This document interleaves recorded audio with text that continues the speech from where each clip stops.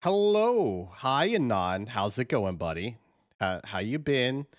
What have you been up to? This is Anon. I don't think you've been here since we've been doing the podcast thing, but or at least while we've been doing the podcast thing. But we every third Sunday we do like a podcast, vodcast discussion thing where we talk about gaming, the state of the industry, what's been going on, all that fun, wonderful, great stuff. And yeah, I'll go ahead and introduce my bestest best buddy Todd here. Todd, would you like to say hi and tell people again who you are, what you do? Sure, Val. How's it going? You doing pretty good? I am so tired. It's Easter Sunday, but you know what? We're here. Let's do this thing. Yeah, so we hit eggs yesterday for like 5 kids, and it was an all day event. So That's super crazy. exhausting. Yeah, it was great. As far as me, I love games. Val and I worked together at a video game store. What feels like decades ago. Yep. I have told chat on and off about my gaming escapades. I told them about the Fight Night fiasco. Uh, Wow. Yeah, that's a yeah, good yeah, story. yeah. It's a good story because like I tell them about the state of the industry. What's with the cactus? Anon, that's where Todd went on vacation. So he has a little cactus by him. Or it wasn't Yeah, so vacation, it was a work trip, right? no, that was actually a vacation. You were Okay, right the okay, first one. okay. That was right outside of Bakersfield, California. And being an Alabama boy, that was the first time I'd ever seen a cactus that was, 2 times taller than me. Yeah, So oh yeah, that's right. That was like a massive cactus. I didn't know they got that yeah, big. yeah, I had to snap a picture. Yeah. So I guess we'll go ahead and get started. Todd, would you like to lead us in the discussions? Sure, I think the place I love to start the most is what we're playing right now. Okay. So, Val, what have you been doing the last month? So I went through a lot of games in the last month, but ultimately, uh, I beat Kazan. I beat South of Midnight. I've been doing more Rivals since the new season came out. Lately, I've been bouncing between. I don't know why, but I got like this big desire to play a lot of survival games.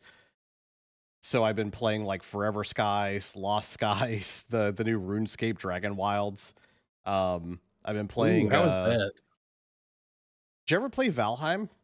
Yeah. It's medieval Valheim, like straight up. It's medieval Valheim with like a mix of RuneScape into it. Like you use runes and stuff. I never played RuneScape. I've never liked RuneScape. I have zero interest in RuneScape, but I did like Valheim.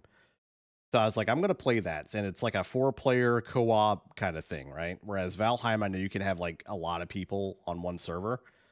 RuneScape maxes out at 4 people, so it's good to play with like a small group of friends. The building and everything is exactly the same as Valheim. The combat is Souls-like with a little bit more to it. They actually have magic, like you can be a mage, you can be a ranger, all that kind of stuff. They have skill trees in so much that like the more you use the skill, the more it levels up and the more bonuses you get. And that goes for like building and all this other kind of stuff too.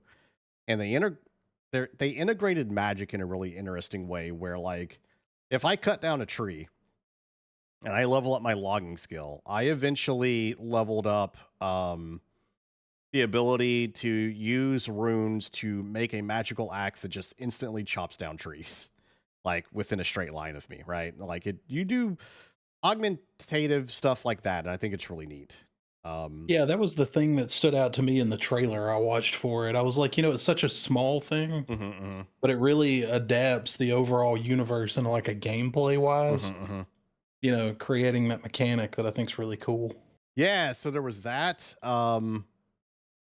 What else have I been playing? Oh, I also did a little bit of a game called Into the Dead: Our Darkest Days, which is like a side Like scroller a survival side zombie scroller thing. zombie. Yeah. Yeah. And it's got like permadeath, so if like your characters die, they're just gone. And you're trying it's like a kind of rogue like ish in that you're trying to get as far as you can. So I played that a little bit. Uh No More Room in Hell 2 has a free weekend on Steam this weekend, so I played some of that, which is very much the same. It's like a PvE extraction zombie thing with permadeath. And then to round it all out, I play Monster Care Simulator, which is what if you worked in a Pokemon care center and you were the people taking care of Pokemon. And that's basically it. That sounds pretty awesome. That was actually really fun. They've been doing some legit updates to it, and it's been nice. It's been really cool. How about you? What have you been playing? So this month I gave up on Assassin's Creed Shadows. You know, I put maybe 15 hours into it, and it never grabbed me. It was just never not boring. And I don't know, I lost interest. So I rolled from that into Indiana Jones and the Great Circle when it released on PS4. I checked it out. Game runs really well. It's very beautiful, but it's still How do you just feel about really it? slow. Because yeah, It's really slow. The combat is kind of janky, and you know, I just don't think it's very good. I think it would have been better as an Indiana Jones animated movie. Yeah. Yeah, because Troy Baker's performance is He's amazing. fantastic. He Baker freaking nails it. Baker is one of my favorite voice actors, and I think he's amazing in pretty much anything he does. But I had the same idea as you, where like that game is so slow, and it feels like I don't know if you ever played like the old Riddick game. Yeah. It feels like that old Riddick game where like you run around, you do stuff. It's kind of puzzly, kind of not. Obviously with Indiana Jones IP, there's some more puzzles than normal. But like by the time I hit the third area, maybe even halfway through the second area, I was kind of done. And I was ready to just move on to like what the big thing was gonna be, you know? Yeah, that was kind of the overwhelming feeling I got. I was like, okay, I get what they're going for, but I'm really more curious to see the story end than anything else. Yep. I Yeah. just I wanted to punch and shoot Nazis. There was also I want to say the guy's name. So there's this YouTube channel I watch. I think his name is like Jacob Geller or something like that. He is he does like documentary style stuff, and one of the things one of his recent videos was titled Indiana Jones and the Objective Existence of God. And it talks about like how does this man operate seeing the things he's seen but also not believe in Christianity at the same time, because he's seen, like if you think about it, like he has seen the Ark of the Covenant, he has seen The Holy Grail. he's seen the Holy Grail. He's an archaeologist, so he sits there and he's like, this stuff is frankly mythology, but he's also seen it work, right? Like I mean, if you think about like all the shit he's done, he's seen UFOs. He saw like other deities. I think in one of the books or something, he sees Quetzalcoatl. So like and maybe this is where I got that love of like every, kind of like the Dresden Files thing. I love when they bring like multiple religions, multiple mythologies, all that stuff together. I love that kind of thing, and maybe Indiana Jones birthed that into me as a child. But like, yeah, anyway, part of that discussion or that video went into this game, and I was like, fuck, I've got to play this game so that I A, know what he's talking about, and B, don't get spoiled at the same time. So I was kind of like trying to rush through the game to so I could then watch this video, Yeah. And it's a good video. Highly recommended if you're interested in that kind of discussion. And I won't spoil it here. But yeah, so it's that same general idea. It's like that disconnect of like the character is meant to be this like non-believing, kind of atheistic archaeologist, but he sees all these incredibly fantastical things. So like, how do you write that character, Yeah, what does a skeptic do when presented with real evidence for what they're skeptical of? Like I don't believe in ghosts, but like if I saw a ghost running at me, I damn sure would believe in it then, Yeah, exactly. So the two things that really kind of stuck out with me while playing the game were, one, I cannot wrap my mind around the fact that Microsoft ponied up to make an Indiana Jones game, but you don't play in third person, so you see Indiana Jones. Really? I think the first person stuff is just janky, and I just don't think it puts you in the world. You know, I want to see the fedora, I want to see the Yeah. jacket. You know, It I does want to control see really the world weird. around Indiana Jones. I think it would have been so much better if it was, you know, an Uncharted esque. Maybe they were scared to do that. You know, they didn't want to do a direct Uncharted thing, but Mhm. I think I would have enjoyed it personally if I could have seen the character more. I didn't like And the way you get skills in the game. Like you have to from the explore to books, get everything.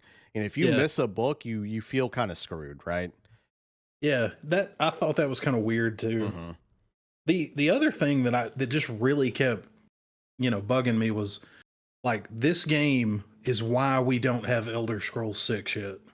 You know, 'cause Todd Howard went off to do this because this is his passion project. This is Machine Games though. This was not like his thing, was it? I thought Well, see, he was an executive producer on it. He basically oversaw the entire production cycle. Machine Games made it, yeah. Okay. but Todd Howard willed this game into existence. See, Marilyn says depending on the person, they might be more convinced that they're hallucinating. I agree depending, but like Indiana Jones literally watched a holy grail mythology thing cure his dad and like heal bullet wounds in front of him. You know what I mean? So like Yeah, not to mention the aliens, you not to know, in the mention the fourth one. aliens, like he Yeah. found aliens, he found UFOs, but he's still a skeptic.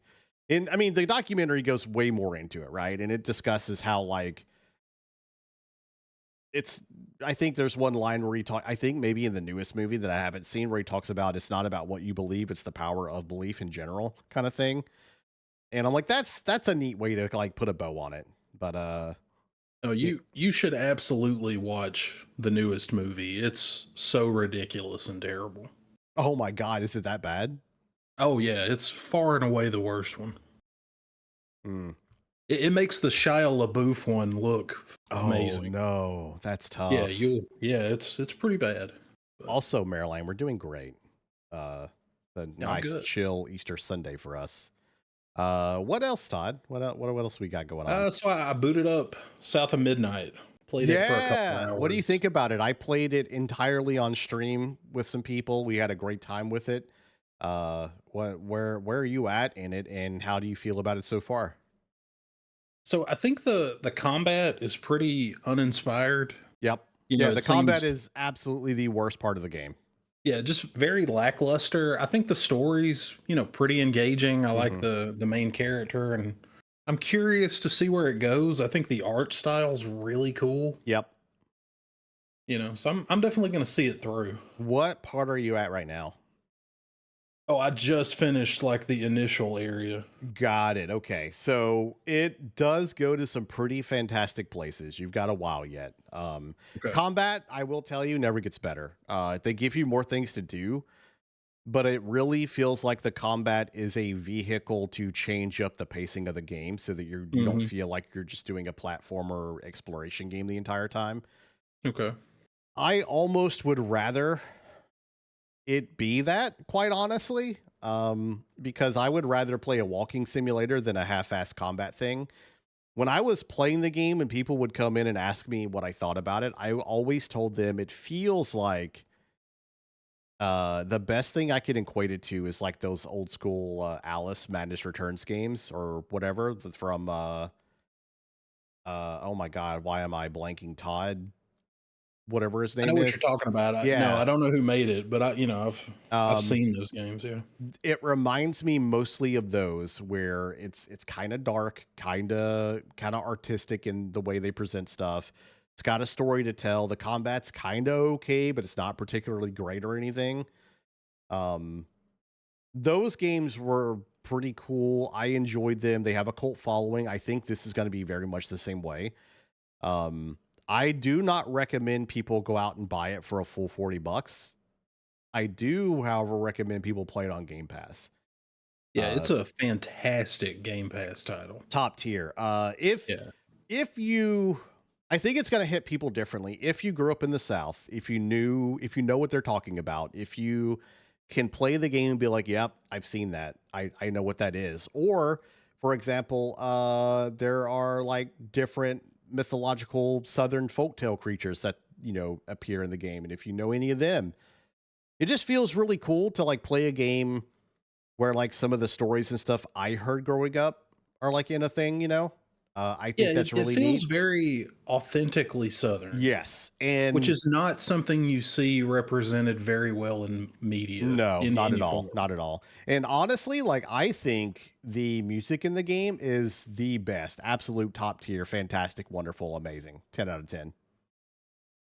Yeah, I I would agree with that. The soundtrack's pretty It only impeccable. gets better. You just wait until you get Yeah. to like the main stuff that you do.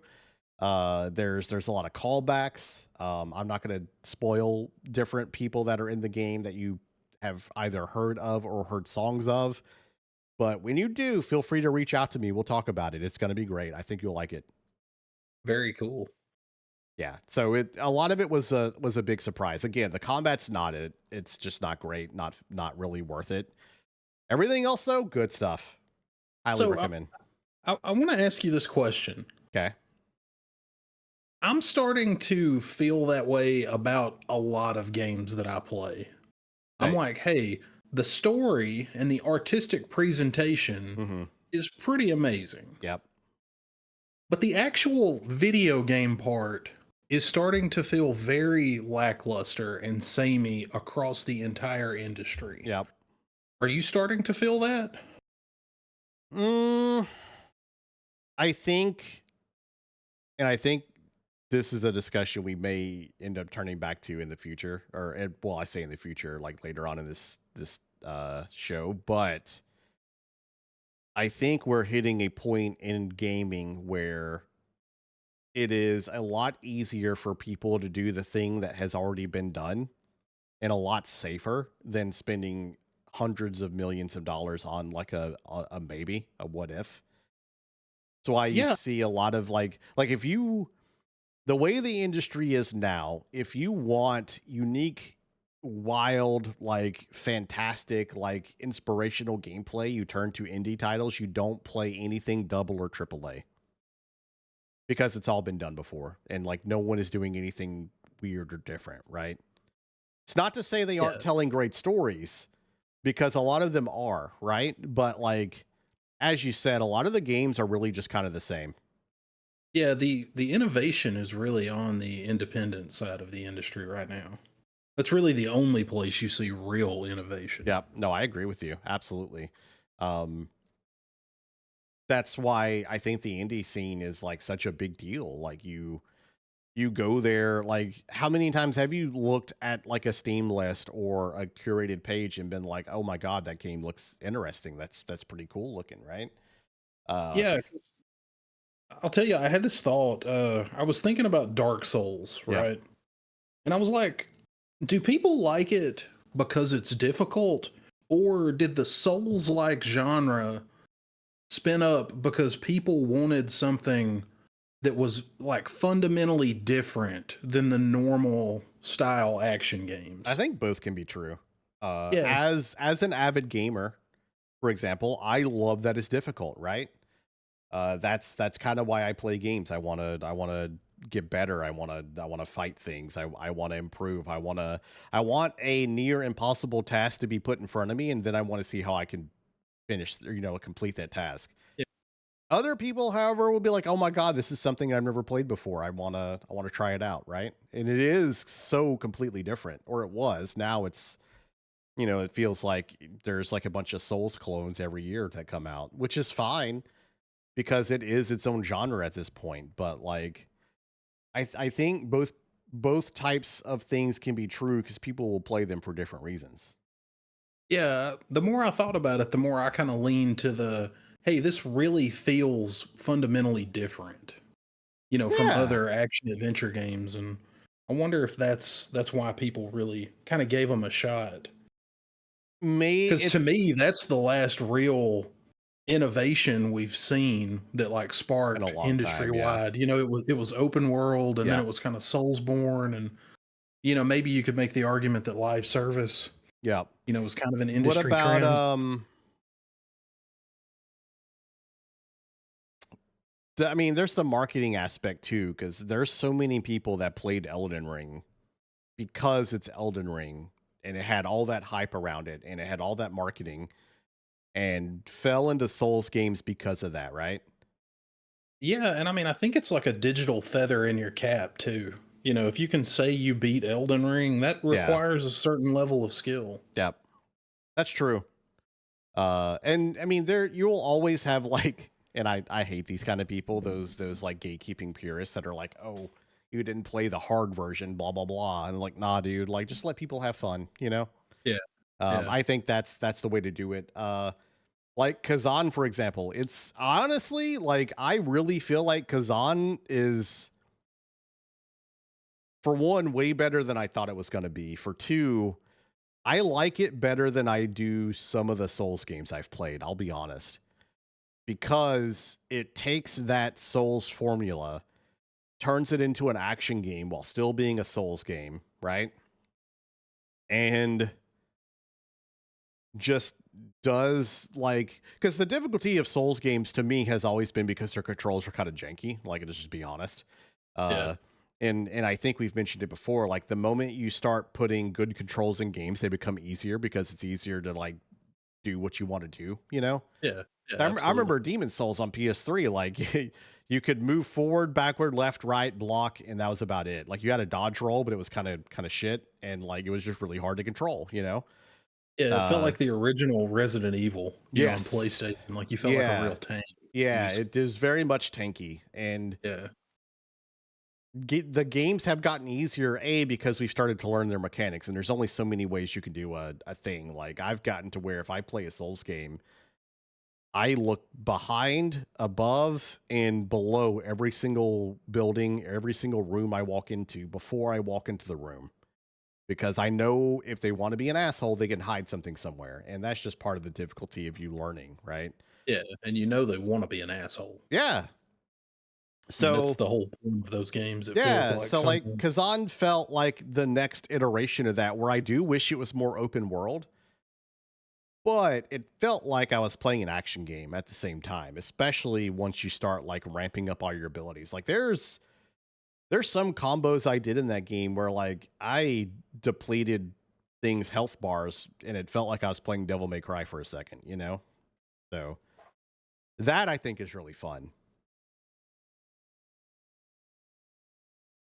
Yeah, I know when I jumped in stream and watched you play it a few times, it looked really cool. It was You good. know, I kinda jokingly mocked it as anime Souls, but the more I watched it, you know, it looked like it had a different layer to it. It does. And So it was still a very difficult game. They had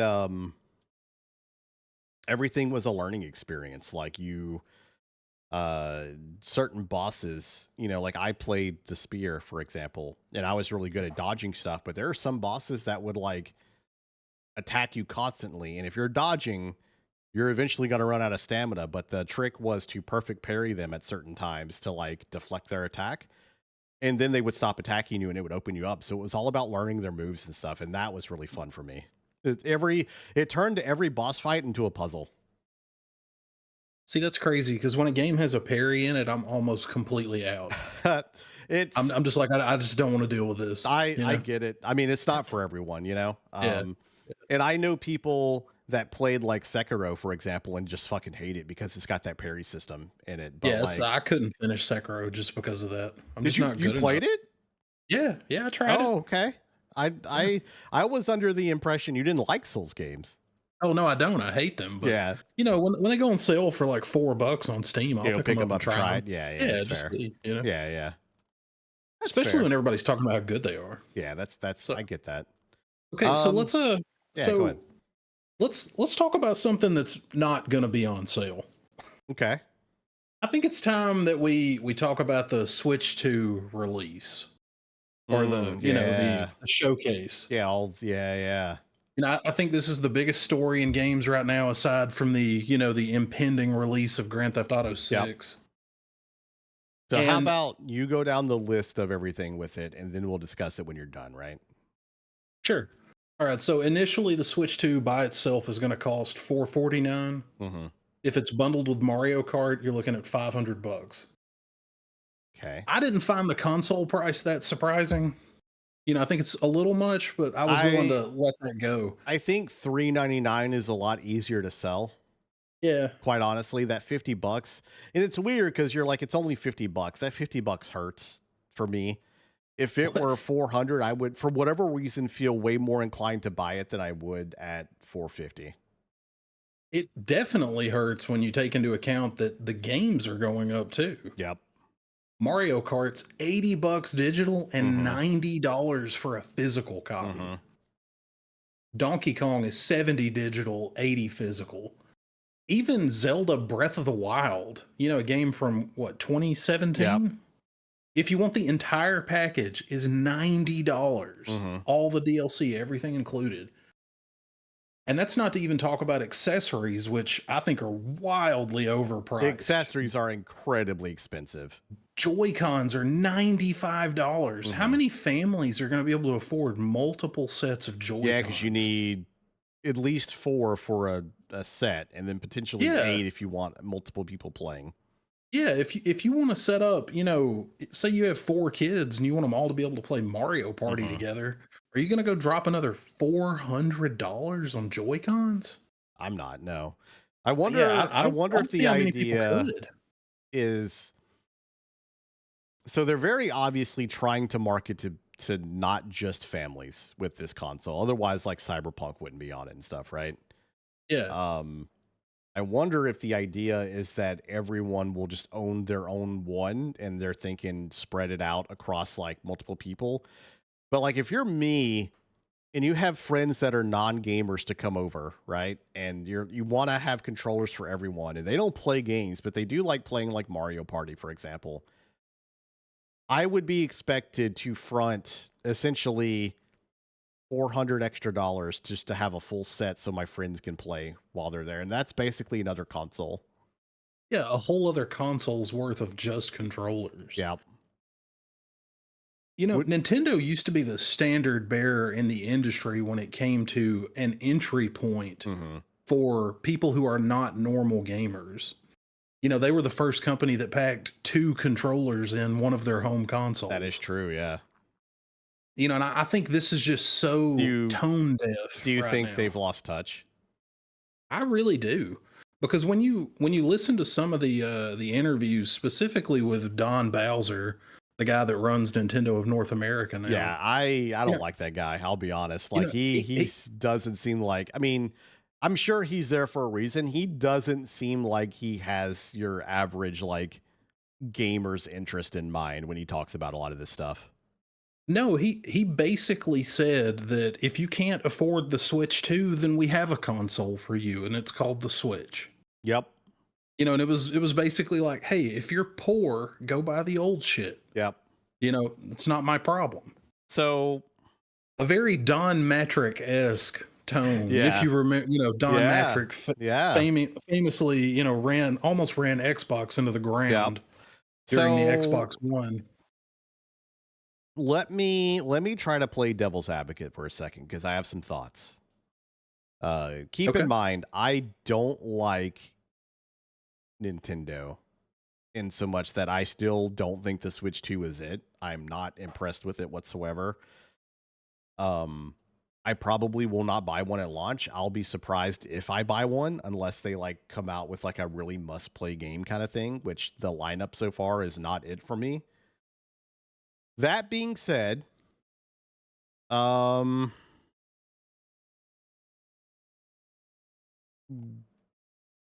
do y- how do I put it?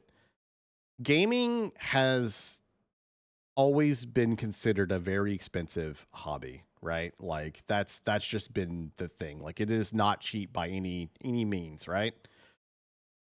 Uh right now, and it games are expensive, but historically they've never been cheaper. And what I mean is that like gaming prices haven't gone up in a long time. And if you adjust for inflation, they should be close to like $200 right now, right? Like I remember, and I think we had this discussion last time, like buying, Chrono Trigger for like $80 in like the late 90s, which now would be like 180, $190, right? That's true. Um, so But I want to There, ask you a question about that. yeah. So, when you or your parents, bought you a copy of Chrono Trigger, Hmm. how many other games did you get that year? Just Because I Chrono know Trigger, really. e- exactly, and it was the same thing for me. Yeah. Like, one thing we're going to talk about later is the overall Yep. state of the games industry. Hmm. And, just a little spoiler, almost 19,000 games got listed on Steam last Yep. year. If people can only afford to buy one game a year, the industry's not in a healthy state. Oh, and it hasn't been for a while. Yeah. Make no mistake, the golden age of gaming went out the door with the PS2 and the Xbox 360, original Xbox. Like that was the end of the golden age, and it's been in a steady decline ever since. Right. Yeah. What I'm trying to get at with like Nintendo's pricing and something I see is think about like, yeah, other games are like 70, $80. How much DLC do they release that they expect you to buy? And full price, like right now, the industry has been trying to find a way to get people to buy a quote unquote more expensive game while also giving people the option to buy a cheaper version of the game. So if a game comes out and it's $60 base version, but $100 for like the digital deluxe edition or whatever, all that marketing crap aside, the $100 version is the game. If you only pay $60 for it, you're only getting a part of the game.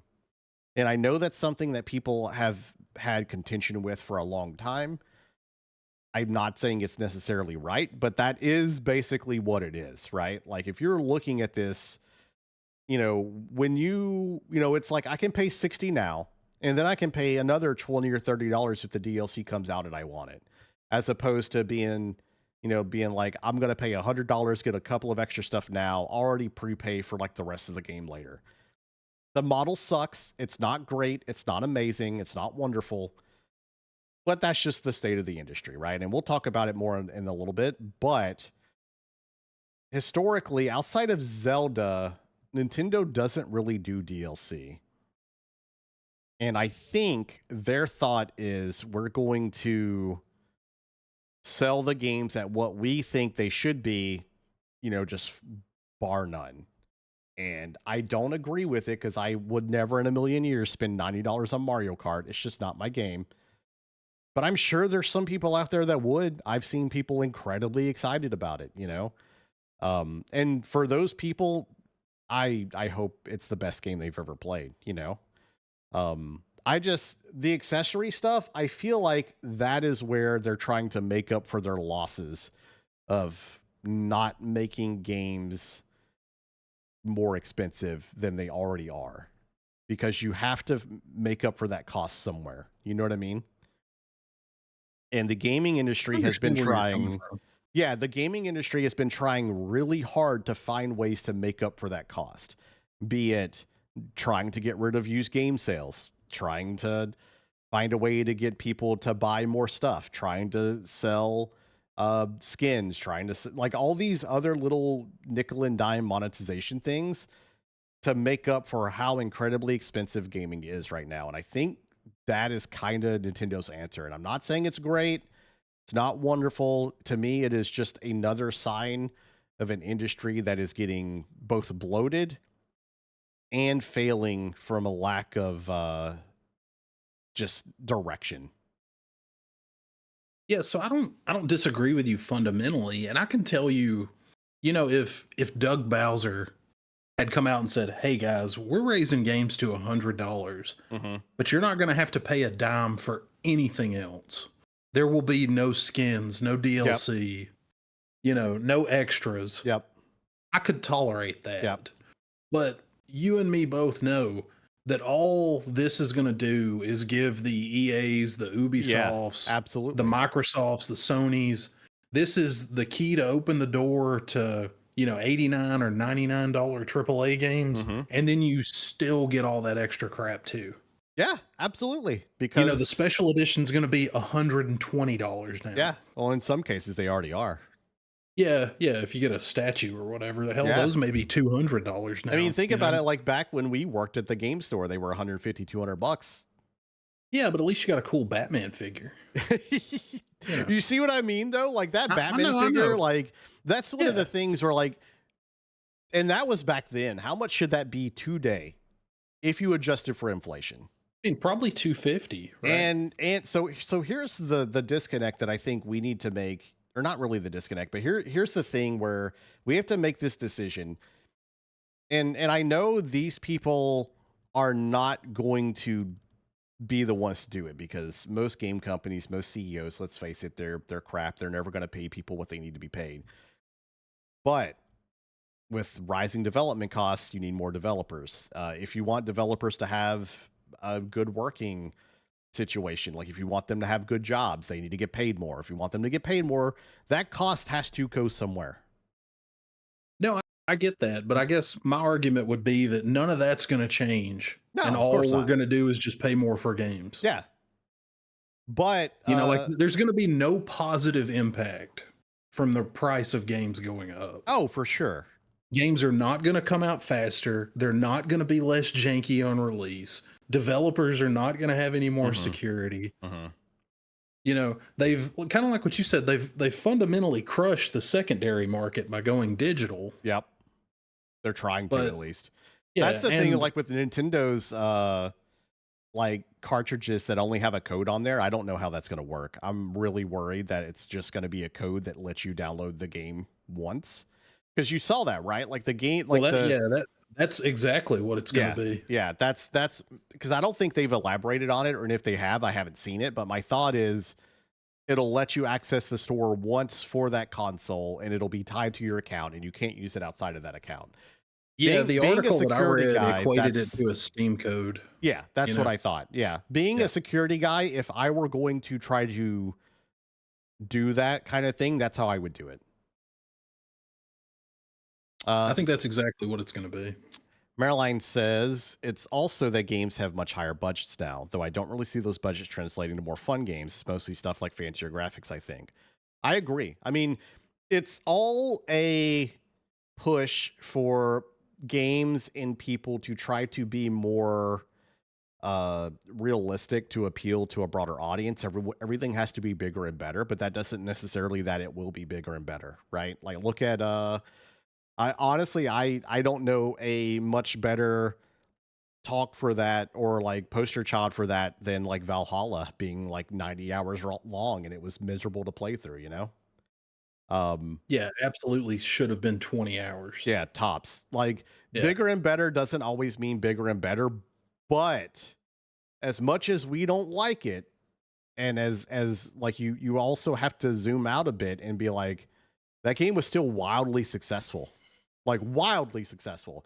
How many And people like you finished know, it? Probably not nearly as many that bought it, but it sold well and that's all they care about, you know? if you are that person that only gets one game a year, that's a good one to get. You know, Yep. you're going to be able to play it for a Yep. long time. I know plenty of people that equate time like the length of a game to how much it is. And if Yeah, I am dollars not per one of hour. those people because, you know, we mentioned Journey a couple of episodes back Yeah. and like how fantastic that game was and it's only maybe a couple of hours long, costs like what, 15, $20 at the time, which is a very expensive game for like a couple of hours of gameplay. But I'm also like, I can go to the movie for $20 and have a much worse experience than playing what is probably one of the most spiritual journeys of my life, no pun intended. Um, and so I think that's all very subjective. But if you're the kind of person that's like, I need this incredibly long game to give me something to do because I can only buy one game a year, then that is a fantastic proposition for you, right? It is. And I mean, I've been at that point in my life, where I needed big, long RPGs because I was only going to get a couple of games a year. Yep. So, I mean, I understand that, Yep. but I don't think that's a reason for games to cost $100. And I really think that's where we're going. I think GTA 6 is going to be I'll be $100. surprised if it's not 120. Yeah, it may be. Because think about how many millions and billions of dollars they spent on it. But the thing with GTA, they will. $2 billion budget. This is the thing that you were kind of touching on, where it's like, oh, the game's going to have all this other stuff, you know it, and it's going to give Hmm. EA and other people a chance to do it. Rockstar doesn't make its money off of GTA sales. It makes its money off of shark card sales. Yeah, Like GTA that's Online. yeah. So like I get the idea of charging someone like 80, 90, $100 to play the single player experience because how many people never touch online, right? Like that buy the game. But the people that are online, man, that is microtransaction hell to just like they make so much money off of that. Like if you think the monetization of like Fortnite and other stuff is bad, like oh my god, it is rough. Like you mean if I want to do this thing, I have to spend $50 for a car? That's wild. That's crazy. So one of the best statistics in all of video games and really all of entertainment media is that Grand Theft Auto Online has generated more revenue than the entirety of the Star Wars franchise. I believe it. Every movie, every book, every toy, everything, GTA Online has made more money than that. Yeah, I It's believe it. amazing. It's such a cash cow. Yeah, and that's why they're like, let's spend 6 billion, whatever it is, on this game to make it that much better. They can afford to. They're making Yeah. so much bank on it. Yeah, the number that's been floated around is that the budget for GTA 6 is $2 billion. That's pretty crazy. That's a lot, and that's Well, another thing. Like they know it's this, going to make 10 billion. yeah, So these games. Oh my god, they're getting way too expensive. Like the industry is trying to be. I mean, it's surpassed the film industry at this point, and yeah, I kind of don't like it. I genuinely don't like where it's going. And all of this is to say, and to kind of get back to the point, like I think that's why Nintendo is raising these prices to this level. Do I agree with them? Not necessarily, because it's not something I would spend them on or spend on them. But I think, like, when is the last time you played a Nintendo game that had DLC, right? Like they don't have another. They Breath don't. of the Wild. Yeah, but they don't Yeah. really, outside of Breath of the Wild, they don't really have another way to like nickel and dime you outside of like that initial cost. So I'm sure I that's think where Mario Kart 8 had a lot of DLC, didn't it it? did, but it was It was all free, right? a lot of it was Weren't free. most of the tracks Yeah, free? most of the tracks were free. I think they had like some character packs and like some track packs that were expensive, but like that was Mhm. just to keep people playing so they had an online community, right? So let's dial it back to the do you think this is going to work part of the discussion? Like there's been Mm, so much negative backlash in the last 2 weeks for against Nintendo. Nintendo. I mean, it's been hardcore. They are not used to this kind of negative backlash. Do you think this is I going to have a bigger impact on Switch 2 sales? No. I mean, I'm not buying one, at least at launch, not for a while. I may never buy one. And like I'm the guy that buys like every console. So like Yeah. me not Yeah, buying one same is like here. a big deal, at least in my ecosystem. But like I think Nintendo fans are gonna buy one regardless. You could say the thing's $1,000 and they'd find a way to sell their kidney to get one because that's just the way Nintendo's fans are, quite honestly. Not even just Nintendo fans. That's the way a lot of fans are. Like they will see like the Sony thing, like people that bought a PS5 Pro that already had a PS5, like, bro, why would you do that? You know? Yeah, I mean, I So couldn't justify buying a PS5 Pro. no, and I just don't see it either. Like I in the crazy thing is I couldn't see myself buying a PS5 Pro, but I did spend 3K to upgrade my PC so I could play the same games that a PS5 Pro plays, but to a much higher fidelity and know I'm going to get a lot more out of that. Yeah, but I mean, you won't have to buy a PS6. You know what I mean? Correct. Yeah. Well, I'm You going know, to your anyway. well, yeah, but you don't have to. Yeah. Yeah. Your See, PC is an investment, right? yes. Yes. I mean, we're doing this recording on it right now, right? Like this, it Right. is, there's a lot more I can get out of that investment. This though, like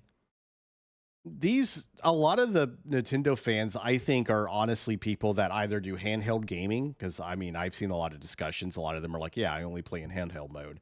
Or they're people that don't really want to or care to be in any other ecosystem. My major fear with this release, though, and I think we mentioned it before when we were talking about it, like the PS6 drops in 2 years. At least that's the rumor. Yeah. And so, and I showed you on stream the other day, like every launch title for the Switch is a game that, or for the Switch 2 is a game that came out 2 to 3 years ago. And it Outside, looks worse and it looks than worse the PlayStation or Xbox equivalent. outside of like Mario Kart, Donkey Kong, the Metroid, which isn't going to be a launch title, and a couple of other things.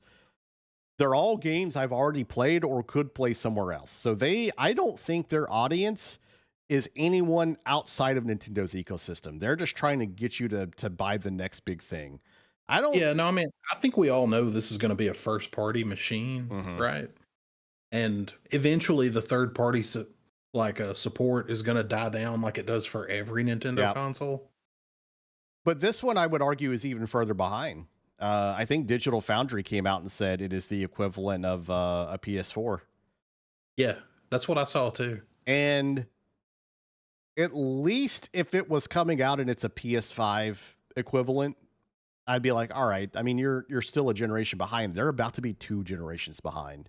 Yeah, basically an Nvidia 460 or 4060 still outperforms a Switch 2. Yeah, that's wild. Which is crazy. The worst of the past generation's chipsets. Yeah, that's rough. Are better. That's crazy. Yeah, it's crazy. There's no long-term viability with the Switch 2. I don't think. No. But I do think you're right about the travel part of it, because I travel a lot for my day job, and every flight I'm on, I see someone with a Switch. Yep. Like it is an on-the-go machine, kind of like a Game Boy used to be. Yeah, and I don't do a lot of. Another thing I've been seeing is, why would you get this? Why not get a Steam Deck or the Rogue Ally or something like that? Yeah. Because they're more powerful. They can play more modern games. The only thing you don't get out of it is Nintendo first party titles, and if you need them, then you have to get this console. That's the sad thing. I really do wish they would go multi-platform. It's the only reason that a PlayStation 5, is sitting on my desk. Yeah. What, for God of War? To play God of War, Spider-Man. Yeah. Uncharted, The Last of Us. That's it. Yeah, I mean, I feel you. I very much I am gonna get a PS6 because I know their first party titles are gonna be fantastic, but like if I didn't have to, I wouldn't. I think that's what Nintendo's so scared of, right? Yeah, they is are. That they know that if their first party games were available anywhere else, no one would buy their console. No one would buy their hardware. How do you feel about the Switch 2's gimmick? The mouse controller? The mouse controller, yeah. And the 480p camera that's in it. And I think it's stuff that just nobody's going to use. I think it's very weak. I think Switch owners will use it, but I think if you've literally used a mouse to play anything else, I don't think it's going to be worthwhile. Because for one, no way I would ever use a Joy-Con for that. It looks incredibly uncomfortable. Like, it has zero ergonomics to it. I already hate using Joy-Cons in general. Like, it is the worst fucking controller I've ever held in my hands. I think it's awful. I would rather use an old school N64 or like Dreamcast controller over that thing. Like, I hate the Joy-Cons. I'll just say it. Like, I can't stand them. They're too small. They break if you look at them funny. Like, they're just not very well made. And that's one of the main reasons I'm not going to buy a Switch. Like, I know that supposedly with this build they're made better, but like, I still don't want to have to like default to using those crappy controllers or spend like, what was it, like $80 for a Pro controller? Almost $85. Yeah, for a Pro controller. Yeah, which is insane. Kobe says they would take the mouse over the gyro sensors. That's a fair assessment. Those gyro sensors suck. Yeah, I hate that so much. I don't know. I just don't think it's worth it. Like I said, if you are a diehard Mario Kart fan, sure.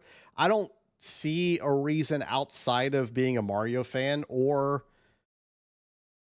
having no other console that you are interested in to buy one day one, though. Like, I genuinely believe it's a wait a year and a half, see if they put out anything good, and then maybe invest in it if it's worthwhile. Yeah, I mean, I think it's just a Wii U all over again. It feels like it. I really Yeah. hope that's not the case, but like it feels like a Wii U. I mean, the only thing I was excited about was playing Zelda at 60 frames a second. I know, right? So the game would actually not run like shit. And I think we're getting to the point of emulation where you can kind of do that now. Yeah, I mean, if I wanted to, I could totally do it on my PC. Yep. Like there are incredible Breath of the Wild mods. Yep. I just I I don't like Breath of the Wild enough to do it though. I'll be honest. Like I told you before in like one of our first episodes that if they don't come out with an old school like good Zelda game, I'm not buying one. That's just not happening. I can play better racing games, quite honestly. I can like the whole open world thing, I can just go play Forza Horizon and have a great time and it's the exact same thing. If yeah, I yeah, It's I just don't not see why good. they just don't do both. I don't You know, know like either. bring back the traditional 2D, Link to the Past style Zeldas and do the big open world ones. They Satisfy both they of your kind of did with the game where you actually play as Zelda, and it was fun. It just ran like crap. yeah, which is kind of a theme with all their, their All big yeah. first party titles And on I the have Switch. heard story, and this could just be an alpha build. I have heard stories that people that played the Donkey Kong game at like a New York hands-on event, they they are saying that the camera's really bad and that it was already having like frame rate issues. And again, this just could be an early build. I don't know. Like, it's not released yet. I don't know anything else. But if the Switch 2 comes out and their games are still having frame rate issues, that's going to be a massive problem Yeah, if it can't run their first party games, they're cooked. on launch. Like, on Yeah, if on the launch. console on launch, like if it were 5, 6, 7 years from now and they start having frame rate problems, that's just indicative of like a console life cycle. If it Yeah, is a day one release console and it has frame rate issues, that is a major problem. yeah, on your internal first party hardware that the software is specifically developed for. Yep. That just shows that the hardware is intrinsically deficient. Yeah. Kobe Like, says you think the console itself is expensive, but Nintendo never discounts their games. They don't. I mean, that is very true. Like that's 100% true. that's the thing. Like Nintendo is very notoriously stingy with their pricing. Like they will not. That's another thing too. Like they don't discount them because they know that you're going to buy them regardless. Like they don't have to discount them for you to buy it. And they know we're all stupid enough to keep buying the same copies of the same games they've released 100 times. Yep. I mean, Me and you used to joke about how many copies of Super Mario World we both had. yeah. I had bought it for every Nintendo console Yeah. it had released on, up And into the Switch, and then I finally quit. I don't think I've bought it in quite a while. I just won't. I think I've grown. I think I've outgrown it, and I think quite frankly there are better platforming games out there if I really wanted to play them. I still love it though. Oh no, it's a great classic game, The 100%. music, man. But like at the same time, I I think I just outgrew that whole console. I think I outgrew that whole platform. So you've left Nintendo behind. That's what you're saying. Yeah. If they don't put out a good Zelda game, they can kiss my ass. I don't want anything to do with them. Zelda is the only I don't think thing. you're alone in that sentiment. No, like Zelda is the only thing they have done that I genuinely can't get anywhere else. I can get very close to it. Like there's a reason I love the original Darksiders. Like I love Darksiders 1 and 2. I thought they were fantastic. But like, and there are other Zelda likes out there, but none of them capture the exact same magic of what Zelda offers or offered, because they sure as hell don't offer it anymore. No, I mean I think the two modern God of War games are the best Zelda games that have come out in a long In a time. long time. Yeah. Absolutely. Honestly. Any game, quite frankly, that does like the rule of three has Zelda to thank for it. Like that's how generational and influential that game was. They're the very first ones that did it. And it is sad to see it be a testing ground for them to try all their new ideas that they have to tie to an iconic IP instead of just making something new. So, how much would I have to donate to your Twitch channel to get you to do a full play of Zelda 2? Breath of the Wild? No, no. The NES Zelda Oh, 2. I mean the worst one ever made. Yeah, one of the worst games ever made. I mean, I could play it. I don't think you would have to donate a lot, quite honestly, because I think that would be a fun, like little walk through the park of like this is why this was a thing they tried to do that failed miserably and nobody likes. Kobe says Switch 2 has the performance profile of a PS4, but costs the price of a PS5. And they inflated game prices to 82, so totally not worth it. Yeah. I mean, like I said, if you play anything else, the Switch 2 is a poor proposition. If you are only in the Switch ecosystem, which I genuinely think that's the only person they care to make games for at this point, then you're probably going to buy it regardless, and no one can tell you you're not going to, you know? Like, no one can convince you to do anything differently. Yeah, it's if that's your singular gaming point of reference, maybe it's good enough for you. But And I know don't plenty of think people this that is going are. to pull in anybody new. I don't see it happening, no. I have already seen people excited for it, but they are also only diehard Nintendo fans. Like I have not seen anyone in the Sony ecosystem. I haven't seen anyone in PC gaming. I haven't seen anyone in like outside of the Nintendo sphere that is remotely excited for this thing. No, Outside and I of mean, like the occasional press person that's like, I'm going to buy one because I have to. yeah. I haven't seen anyone else talking about doing it. No, I mean, look, I'm not going to buy it day one, Mm-hmm. but when they eventually show Mario Odyssey 2, maybe it's a different story. You know, maybe Yeah. they'll rope me in there. Yeah. You know, I love Odyssey. I think it's the best game they've made in a really long time. Mm-hmm. I mean, it was fun for sure. Yeah. I still don't know if I'm going to buy it, even if that comes out. Like it's gotta be like it's gonna have to be something that ropes me in. And if they show a Zelda trailer and it starts off with that building bullshit and like weapons breaking, I'm out. I'm not buying it again. Like I hate the weapons breaking. yeah, I gave Breath of the Wild 2 a chance. And did you see that the special gimmick for Switch 2 Breath of the Wild 2 is you could repair your weapons through an app? I saw that. I was like, You have to pay for it. yeah, you bastards. And it's not Yeah, even and $10 it's not even to a be able to do guaranteed that. thing. It is a chance.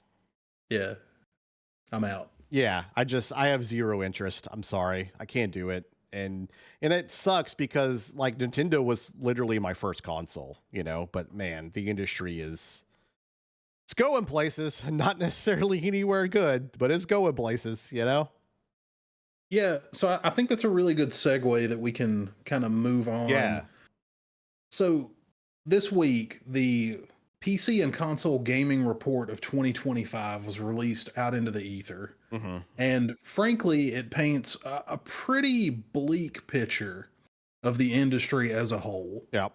You know, the TLDR is basically player growth is plateaued. No new players are coming into any existing ecosystem. Yep. The live service market is basically dead. Yep. And people are buying less games. Yep. So the biggest stat that I saw that really kind of shook me was that only 12% of total playtime is spent on new IP. Okay. So the remaining amount, you know, the other 80 or 78% Mm-hmm. of game time is spent on pre-existing IP. So people are so cost and risk adverse to new things that they're not even trying them. Or the industry is also only putting out the same thing over and over. So I think you're kind of right. You know, I think it's kind of like, you know, both things can be true. Mm-hmm. But that number, it doesn't lie. You know, people are not playing new things. And I don't know what that says. I mean, especially when you know, I kind of alluded to it earlier, but there were 19,000 games released on Steam. Yep. last year.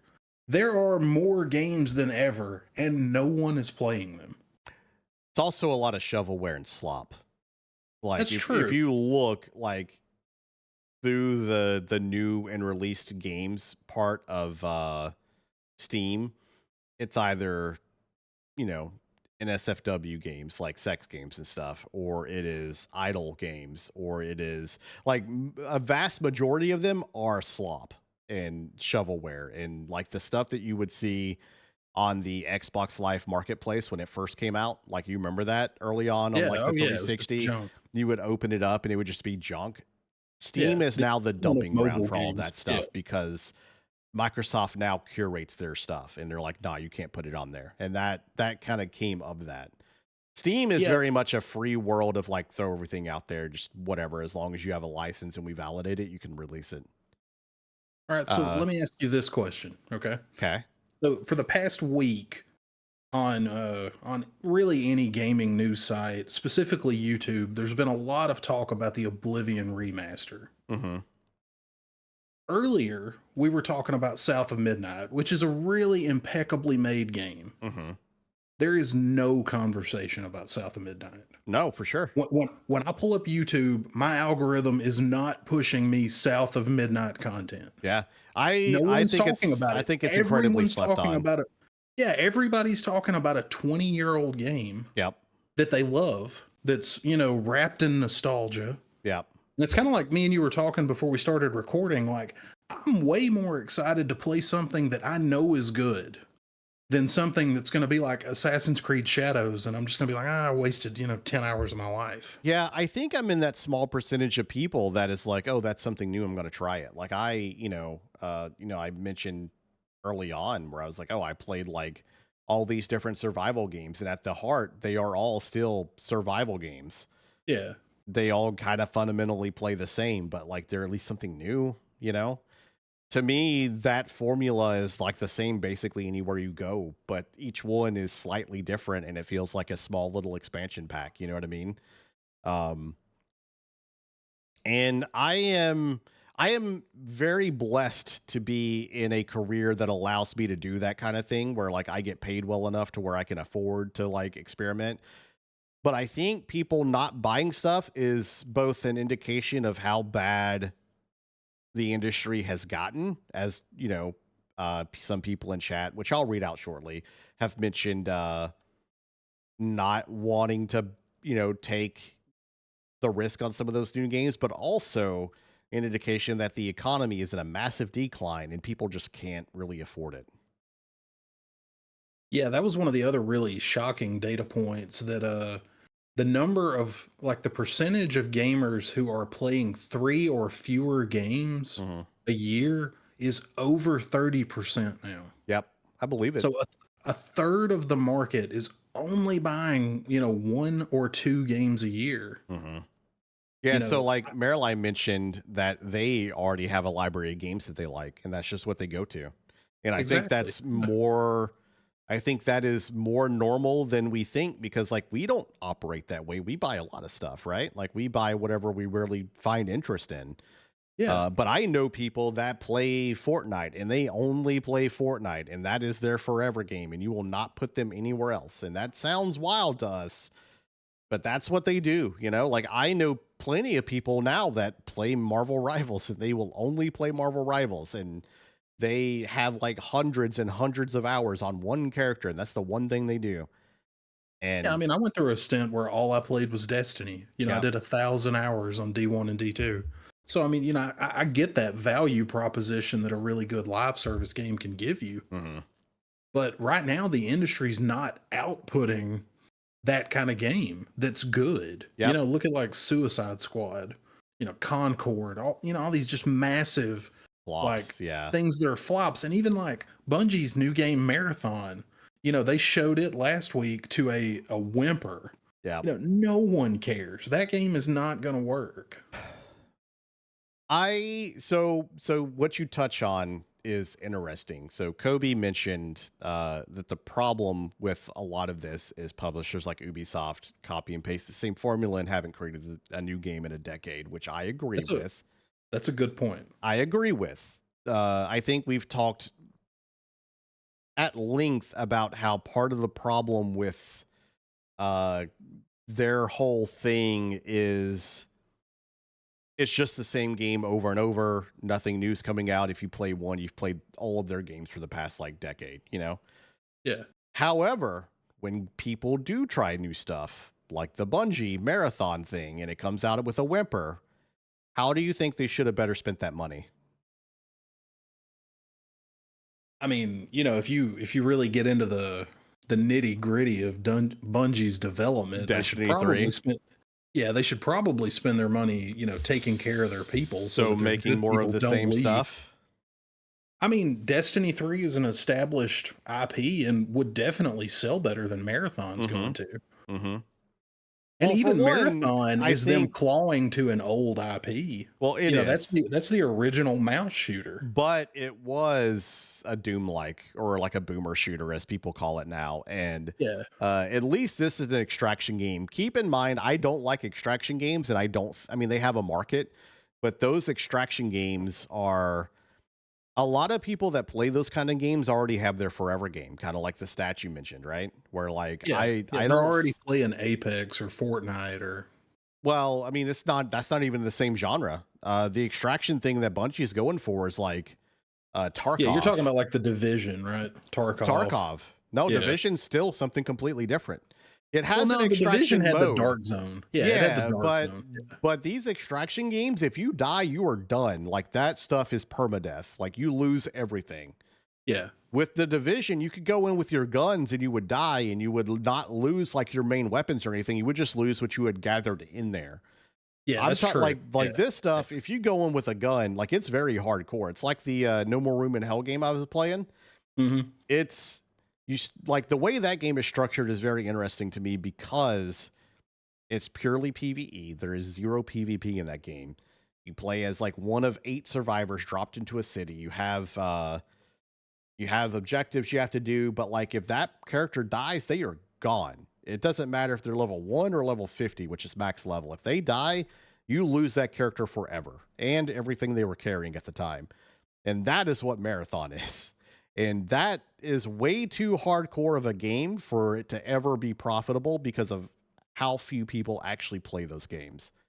Yeah, so let me ask you this question. If you ran Bungie and I came to you, I'm a Sony executive and I'm Mhm. like, "Hey, you can make Destiny 3 or you can make Marathon. Mhm.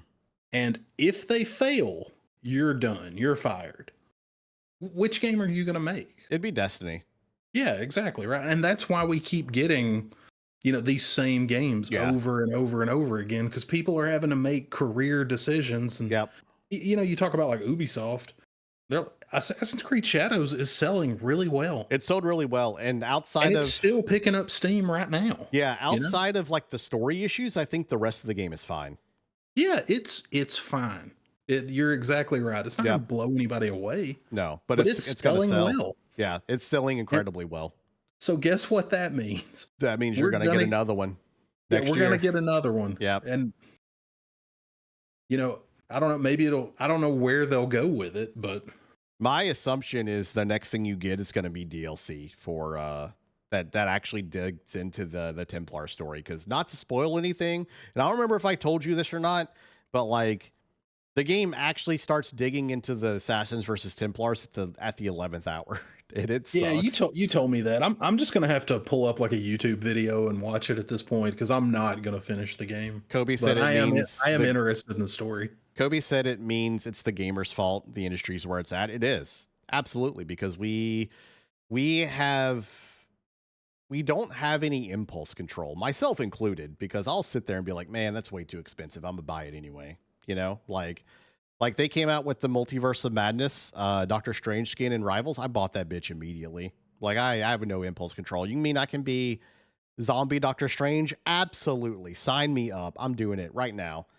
But it's and you're right though. Like people will wait for the next Assassin's Creed for 2 or 3 years. It's not exactly what they want, but they'll buy it anyway to try If it they know what out. they're gonna. Well, Yeah. it kind of goes back to the example I just gave you. If we turn it around, and you ask the average person, "Hey, do you want this game that you know exactly what you're going to get out of it? Or do you want this thing that you have no idea what it's going to be?" Yeah, It's human nature to take the thing that you know what you're going to get when you spend your money on it. absolutely. It's value proposition. And It's also the whole thing about just capitalism being genuinely unsustainable once it hits it is. a certain point where everything has to be bigger and better, and people have to suffer for that. Like, we're hitting that point in the industry where the capitalism is very, I'm not going to say unchecked, because unchecked capitalism kills people. Like, you don't have to look any further than like the reason why we have food regulation, right? Because I remember the story about like companies used to put chalk in their milk that would turn bad so they could sell it and make it look good, Yeah. because Yeah. they didn't want to risk throwing out bad milk, so they just sold bad milk full of chalk to people. And that is like proof of like unchecked capitalism causing problems. And we are hitting that point in gaming where things are too big, things are too expensive, but no one wants to make the choice to scale down production and just maybe make, like, why does every game have to be the same graphics or like why does every game have to be bigger, better graphically every single time it releases? Why Yeah. can't Why it does just everything be, need ray tracing? yeah, like Last of No Us game looks needs ray great. Like tracing. Last Yeah. of Us 2 looks great. Why can't you just keep building stuff in that engine over and over and over again? Why do you have to develop it to make it look better and better and better? No, I mean, I think that's a good point. I think the other big thing is discoverability. Yeah. Like when we were younger, you could go to the video store and rent games Mm-hmm. and you could take a chance. I mean, how many games did you rent on a fly and be like, I don't know if this is going to be any good, but it's A only five lot. Yeah, bucks. that's another thing You know, too. There's no way you to know, just rent games anymore. yeah, no, like if Steam would let you temporarily rent games for 24 hours, Mm-hmm. maybe this is a different conversation. I don't know, but Kobe said, "God bless Game Pass." Yeah, I that's, routinely that's tell 100% people, right. that Game Pass is the best deal in gaming, because it may not have everything on there that you want, but it will have something at some point. Like, I still have a Game Pass subscription right now, and I have like Blueprints, Eternal Strands, and like Ninja Gaiden installed, and I'm just ready to go back to them. Steam kind of does with the returns policy. Marilyn said that is right. Steam will let you buy a game and play it for 2 hours to decide if you like it or not and send it back, but it's not the same as like you back in the day. You could basically go to a video store, pay them, I think it was like $5-10. You would rent the game for like 3 to 4 days, depending on the store, depending on their policy, and then you just return it. And then you pick it up and like play it again, or you don't return it, and you just have to pay a late fee. Same as movie rentals, but with games. Marilyn said they remember libraries had video games too. That is true. I have friends that would tell me about libraries. I lived in way too small of a town for that. Yeah, I grew up in a small town and it had a few video games in their library. Mm-hmm. Not many, but But it's a lot better than easier nothing. to sink a $10 cost than it is to be like, I'm gonna buy this game for $60 or even 30 and be Well, like, yeah, I I mean, don't like could it you really.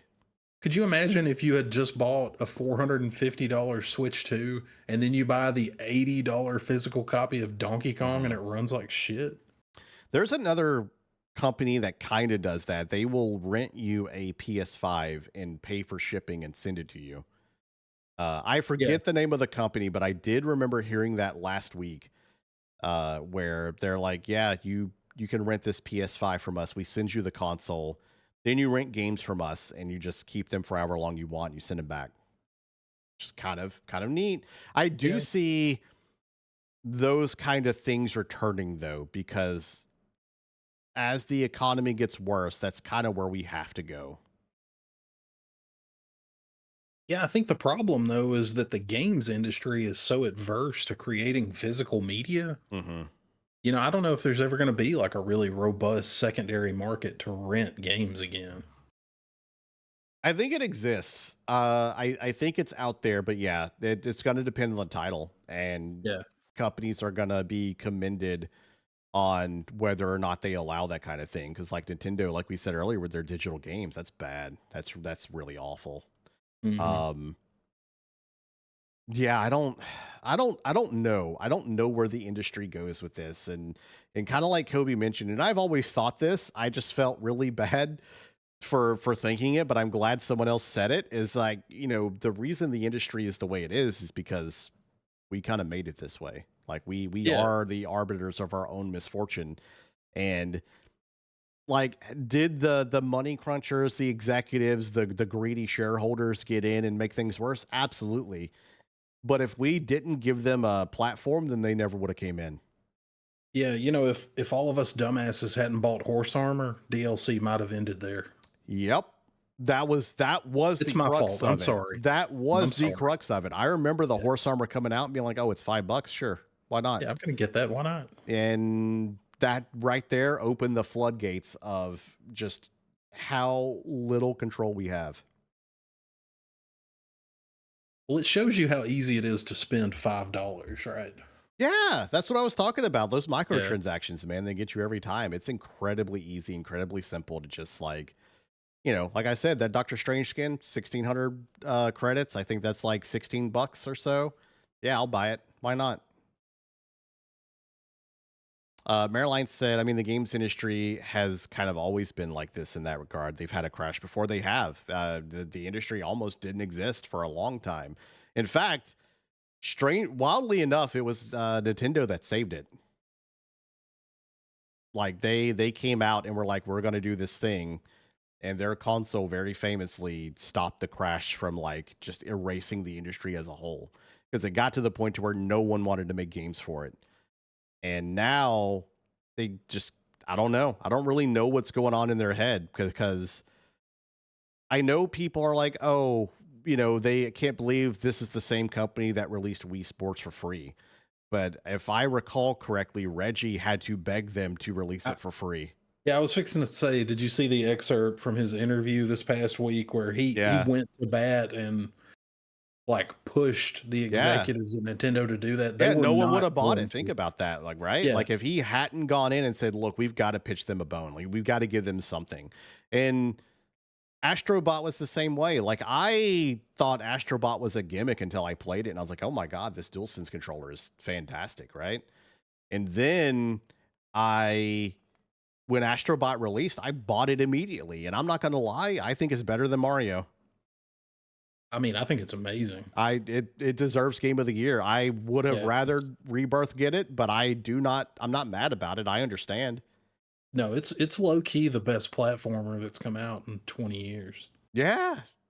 You know. So that's why I'm saying, like, would I love to play would I love to buy a Switch to play Mario? Yes.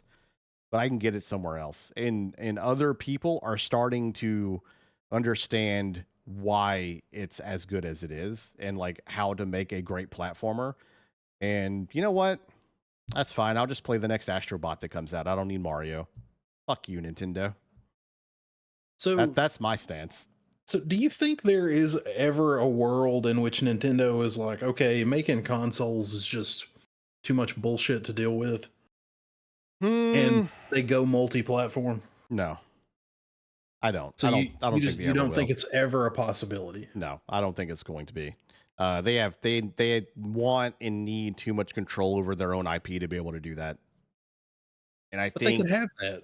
yeah, They means could maintain all the control over their but IP. that means they have to wrestle more with Sony, who already has quite a monopoly over a lot of that stuff. It's because you're talking about Japan here, right? Like Nintendo's big here, they're massive in Japan. And like while we over here no longer have to worry about like Sony and Microsoft duking it out, like Nintendo and Sony still fight in Japan, you know? Yeah, I So mean it's like a blood feud, right? yeah, So so I don't think that's gonna be a thing. Is it really the Crips versus the Bloods over there? Red and blue? Yeah, that's crazy. pretty much. So do you think there's ever a possibility that, Microsoft would just say, screw it, we're going to buy Nintendo? I don't Do you think think Nintendo there's, would ever allow it. do I you think there's a number big enough? No. I think if I'm not mistaken, Microsoft already tried to buy them early on, and Nintendo laughed them out of the building. Yeah, I read that story too. Yeah, yeah, like They they, asked. yeah, Yeah. like they showed up. They had a big stack of cash and said, "Hey, we would like to buy you," and Nintendo was like, "Nah, get out." Nah, bro. No, I think Nintendo would go bankrupt before they allow anyone to buy them. I genuinely believe that. I honestly think that they are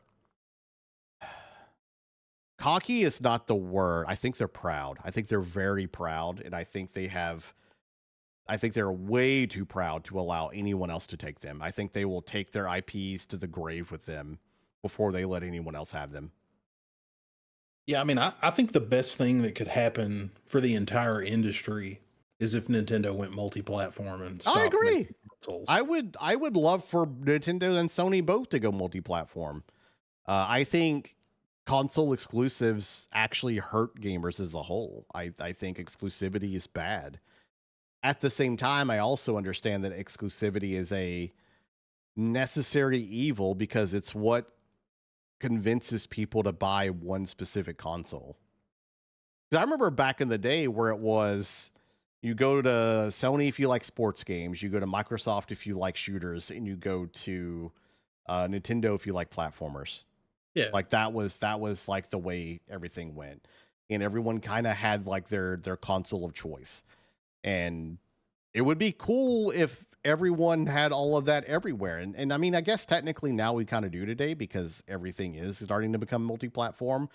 But I don't think anyone is going multi-platform out of convenience or their desire to do so. I think back to our discussion about how the gaming industry is uh kind of falling, it is another way for them to realize how to make more money with the rising cost without like outright creating horrible job structures and like the just making it worse for people to work there.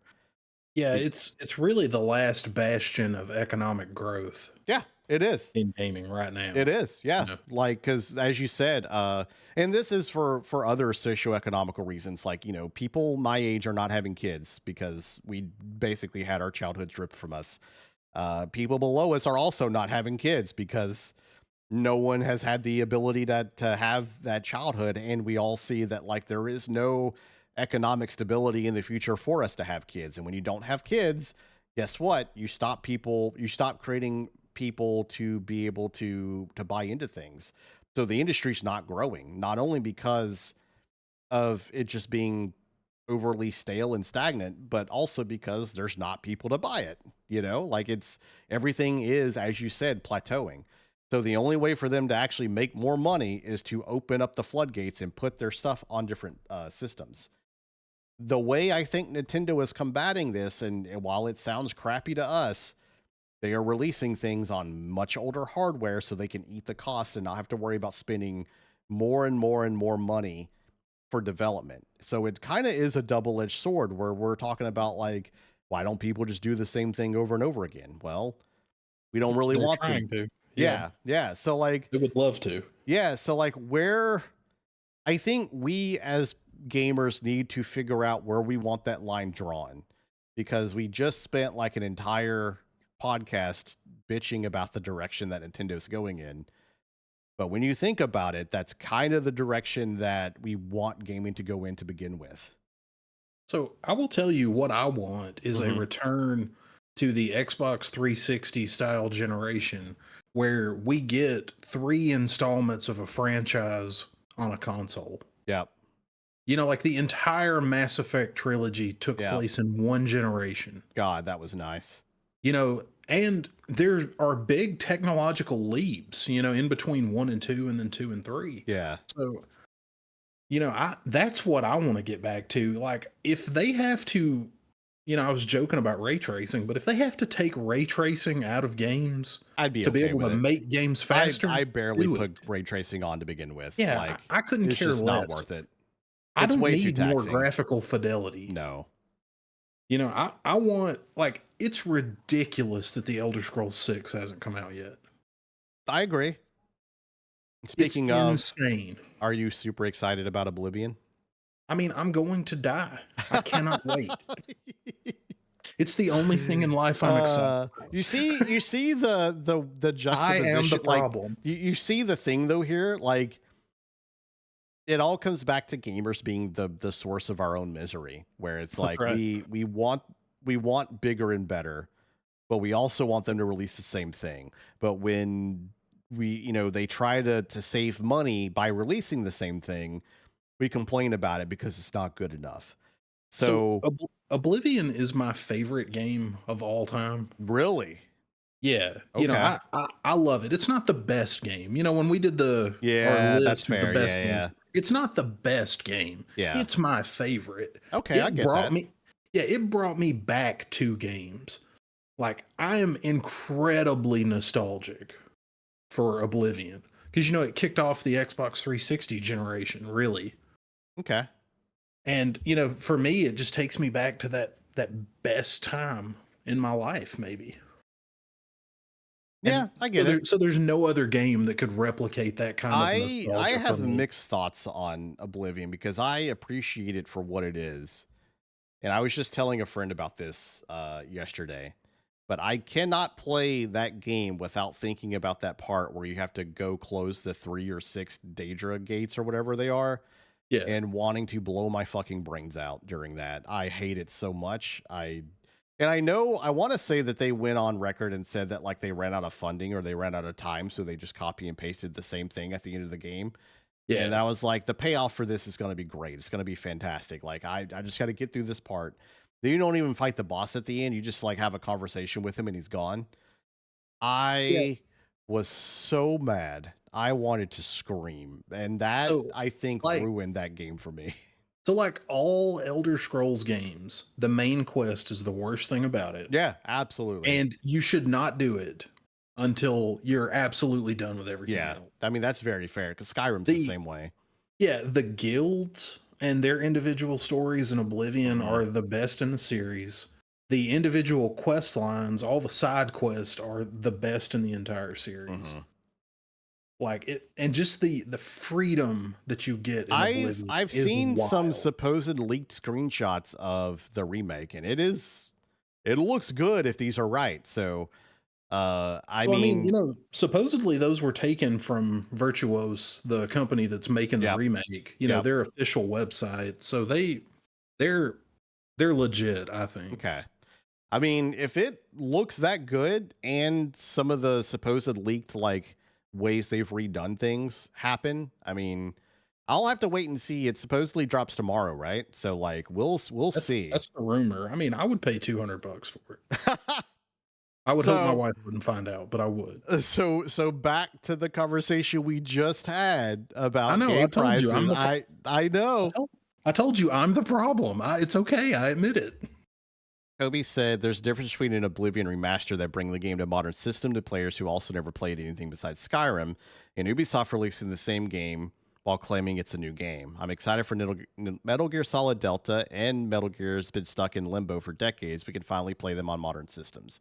That's a good point because there are a lot of people out there that never played Oblivion and will look at Oblivion and see that dumb little kid, the meme kid or whatever that's like your biggest The fan. adoring fan. Yeah, Yeah. and Yeah. see, like, cause he's the almost the only screenshot I ever see of it when people talk Yeah. about it, and people will see that and be like, "Nah, man, that looks like shit. I don't want to play it." But I think a remake of it, a remaster of it, would appeal to more people. Absolutely, for sure. Oh, yeah. No, I think Kobe's completely correct in his take there.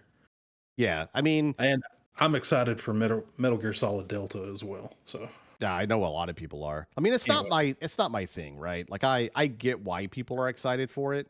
I am not one to really focus on that kind of thing. But I've talked about the Oblivion stuff with so many people, I'll probably pick it up. If it comes out Monday, it may even be my Tuesday stream game, quite honestly, so I could like play it and just like experience it with people. But like I'm not we'll see. I'm holding reservations because so how much of the broken janky stuff from the original do you want them to fix? And how much do you want it to stay the same? I feel like the jankiness is part of the charm of just I do Bethesda in too. general, right? Yeah, I do too. Like I want oh my god, what was it I was playing? It was one of the survival games recently where I walked out of a cave and like a little crab thing attacked me and I shot it because you get guns in this survival game. And I Yeah. shot it and it immediately started ragdolling and its limbs went all over the place and it started spinning and it turned into like a buzzsaw of like limbs and stuff and went like sailing off. And I was like, that's that Oblivion bullshit right there that I love. Like that is great. Can't And wait. yeah, and like if that doesn't happen, then I think they failed.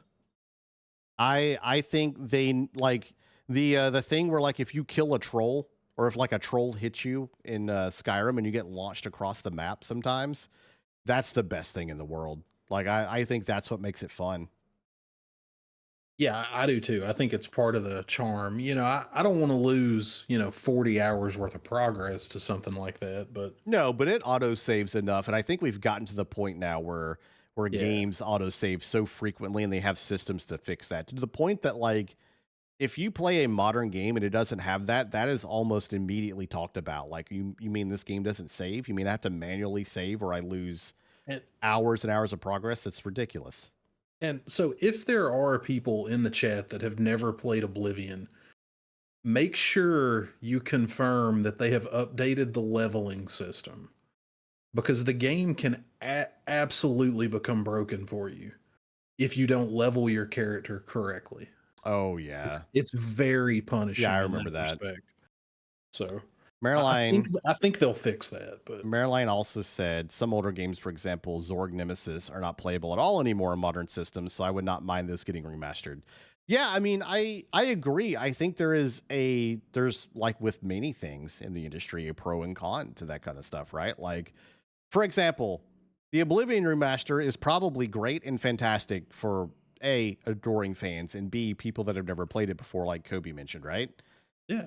Last of Us 2 doesn't need a remaster, Sony. Why the fuck did you do it?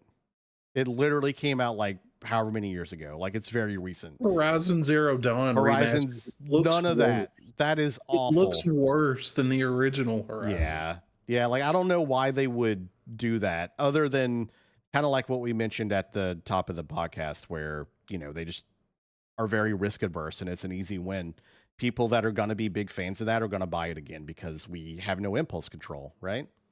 Yeah, but see, like in that case, I don't think there's been enough time for people to be nostalgic for Horizon Zero Dawn. No, absolutely I saw not.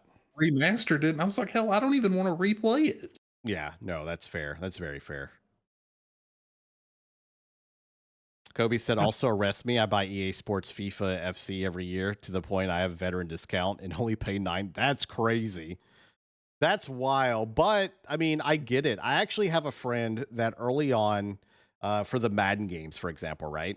No, it was the NCAA games. Every year that NCAA came out, he would rent the game, look at the stats of all the players, copy them down, and then change the stats in his NCAA game to the same stats because you could edit the stats of each character.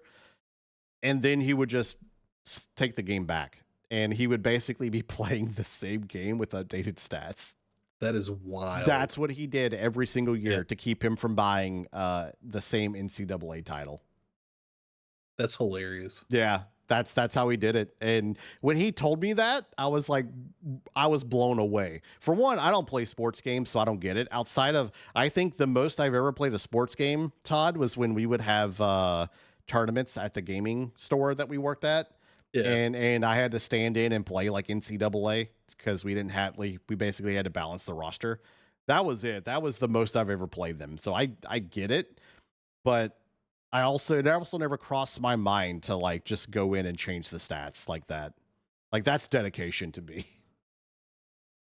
So just adding a little bit to that story, that's about as pissed off as I've seen one little kid be when you walked up and you were like, I've never played Madden before, and then you killed him. Oh, I beat his You know, ass, yeah. yeah, you just, you left him for dead. Well, he's a kid. Shouldn't have been there. Yeah. I'm not going to take it easy on him. I felt You crushed bad. him.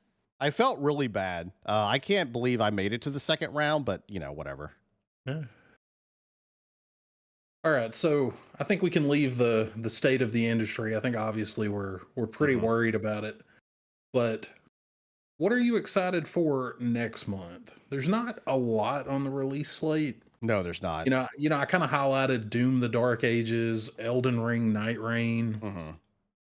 Are either of those like really, you know, I will play Night Rain.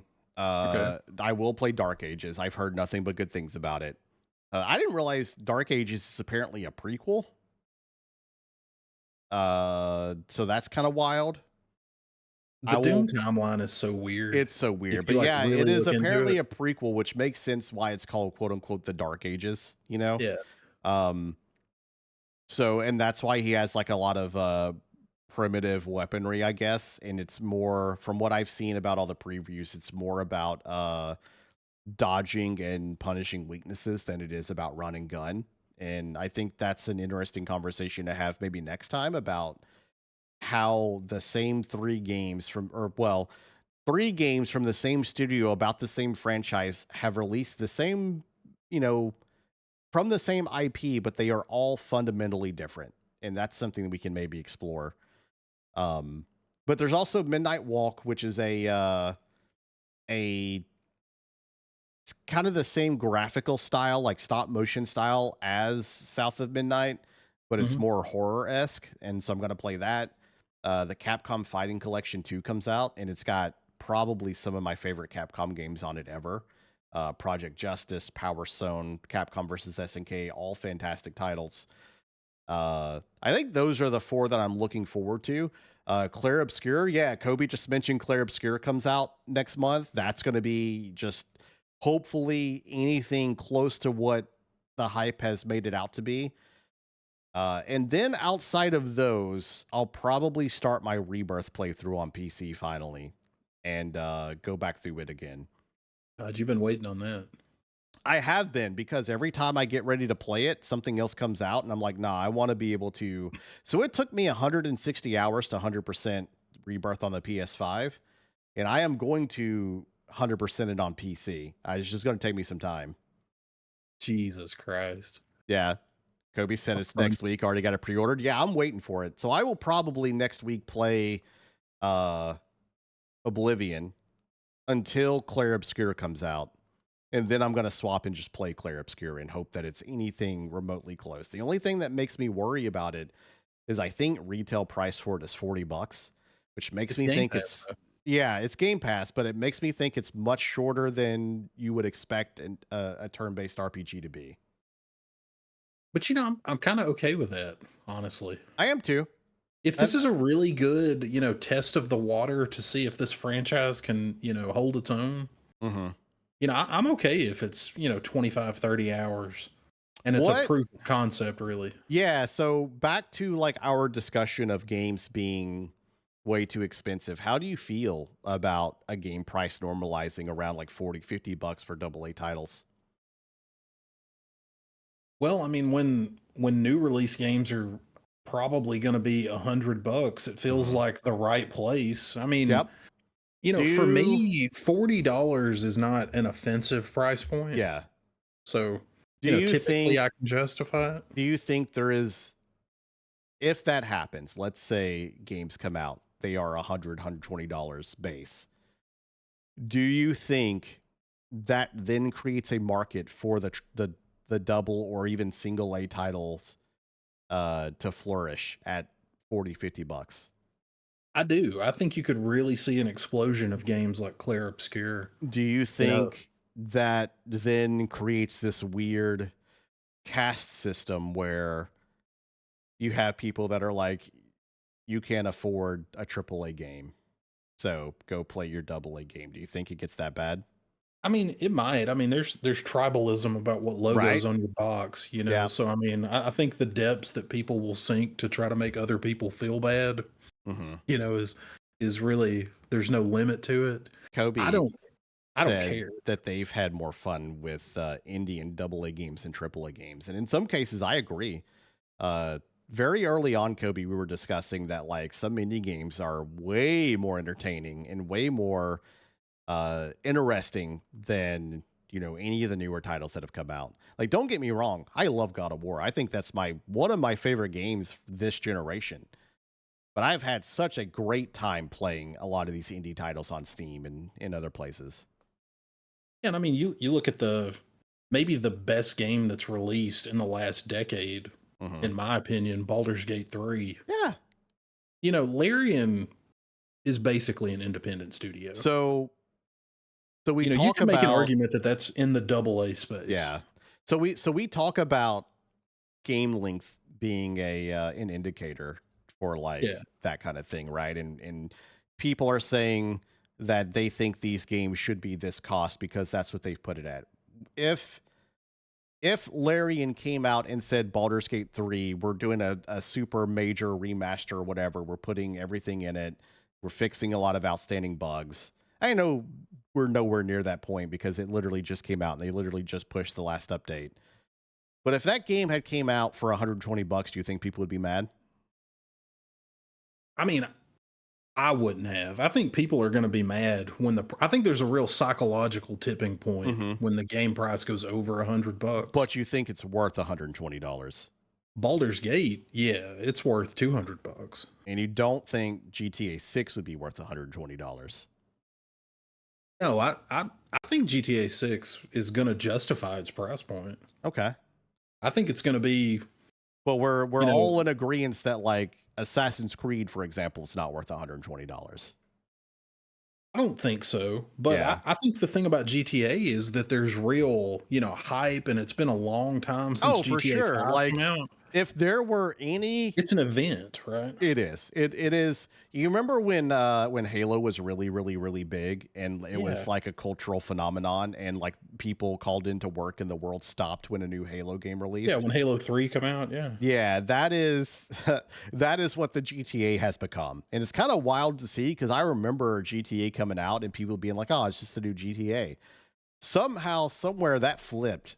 And now, because Microsoft has bungled Halo so much, it is now like, oh, that new Halo game came out. And now it's like, oh, GTA's coming out.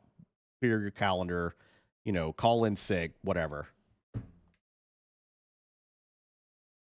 In the chat, Kobe talked about God of War being his favorite game on PlayStation. That's another game. It would not have bothered me if God of War or God of War 2 was $100. I definitely think that wouldn't like it, but they're worth it.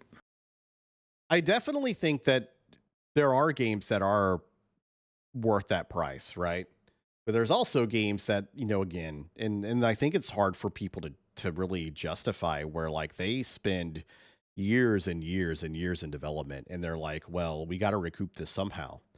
Because if you didn't do that, then there's going to be so many games that it would be a flop, right? Many games and part of it is management. Like when you talk to any game dev, and again, highly recommend people read Jason Schreier's books, all of them, quite honestly. But when you talk to any game dev, they talk about mismanagement and all that kind of stuff. Like famously, the Shadows credits take 2 hours to go through because of all the people they had to have work on it. And it's a lot. It adds up very quickly. It sucks. Like it's not, it's not sustainable, as we've said many times. But how do you fix it?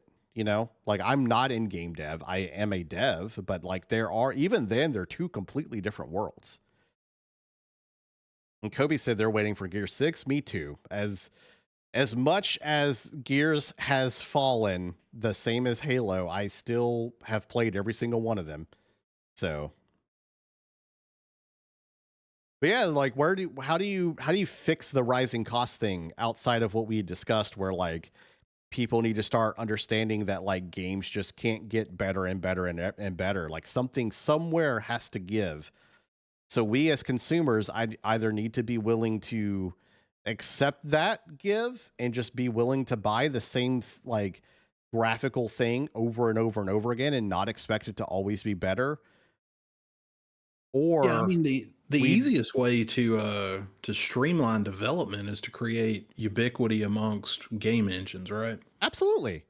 But once you make one game in Unreal 5, it's way easier for you, and you already have those custom assets that's why a created. lot of developers are starting to go to Unreal 5. The Yeah. fear there is that it's been done before where like there was I think it was called the Creation Engine maybe where like some That's studio Bethesda's engine. was it? There was Yeah. another engine where and it was what the Star Wars MMO was made out of Okay. where it was an MMO or it was an engine designed to make MMOs where they were like everything is already done for you. You can just make them, the same thing across the board. Like all the values are automatically calculated. It's just basically meant to streamline MMOs so that you could make them very quickly. Problem is then that they all started looking and being exactly the same. And it was just not fun to play. If you played one, you played them all. And outside of like the typical design stuff for MMO, it's just not working very well. Um, when that's the thing I've struggled with because you're right, Kobe, it is the hero engine. It's the thing I struggle with because I hit the same thing where I was like, we need to streamline the creating of games to make it easier to make it so that it's more cost effective to do this stuff. But if you do that, then you're stripping away the ability for developers to be creative in some of these games, right? And so I think it's the old like college thing where it's like if you get to either have a social life, good grades, or sleep, pick one or pick two Yeah. rather. I think we're hitting that same thing in gaming where it's like you can have good graphics, sustainable economy, aka the game prices kind of stabilize, or good creative like works, or like maybe a difference in pick two, right? Yeah, I mean, I think this is the inherent problem with trying to monetize art, right? Yeah, for sure. Because value is subjective when it comes to art. Yeah, absolutely. But you want to pay your artists that are working on these games a living wage, right? I Yep. mean, And I and out like of you were all the talking about AC Shadows, I read that 4,000 people worked on that game. Yep. That's And crazy. to bring it back to about the Switch being incredibly expensive, out of all the companies out there that pay their developers living wages, you know who it is? Like actually good wages. What's Nintendo? Yeah. Yeah. So, Yeah.